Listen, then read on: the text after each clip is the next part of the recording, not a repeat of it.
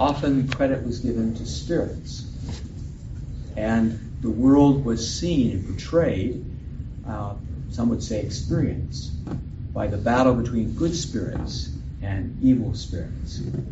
The Judean desert was seen as the place of this warfare, and why so many of the Hebrew people would never go close to the Judean desert unless they absolutely had to. Today's gospel brings up a part of Jesus' ministry that for us as 21st century North Americans makes us feel really uncomfortable. We're talking about demons.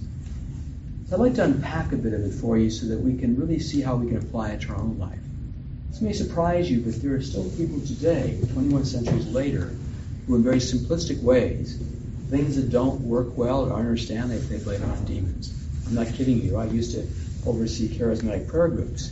And I know of one prayer group where they were praying over a burnt-out headlamp of a car because they thought it was a demon had done that. So this stuff doesn't go away.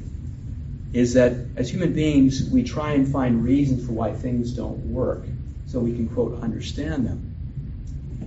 But the fact is about 25% of Jesus' healings or cures, what we would call today deliverances, or in Spanish, liberaciones, works of liberation. Theologically, what does this mean for us as we read the scriptures today? It means that God is interested in the whole person. That God wants each of us to be free, to be fully alive. Today we'd use the word whole, complete. And so this type of healing or liberation is a way of recognizing that we're all connected inside of us. So it's not just a separate thing where we can be influenced by darkness or evil or incompleteness. To recognize, as is so often common, that what you eat is going to affect your health. We accept that nowadays. They didn't know that back then. What you take in terms of your thought life affects your emotional arena and emotional health. You get the picture. So if you read the scriptures carefully and notice all the healings, all the encounters where Jesus liberates people, notice they touch every aspect of the human person. Today we'd call them emotional healings, spiritual healings, physical healings, intellectual liberation. That God is interested in helping us to truly live in the awareness and experience that we are God's beloved. And that, of course, means that we face whatever is blocking that flow of love, blocking that sense of accepting what does it mean to be a human being?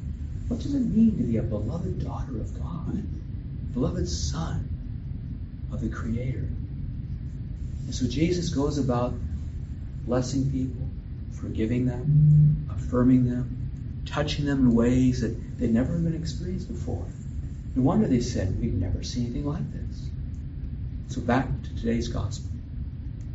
Here's this man who's mute. They don't know why he's mute. So they gave the credit to the fact that it was a demon that was oppressing or obsessing or perhaps possessing this man. Jesus called it forth and he spoke. So I leave you with the question. Where in your life are you experiencing a blockage? An obstacle that's preventing you from living in the fullness of the joy that God intends for you?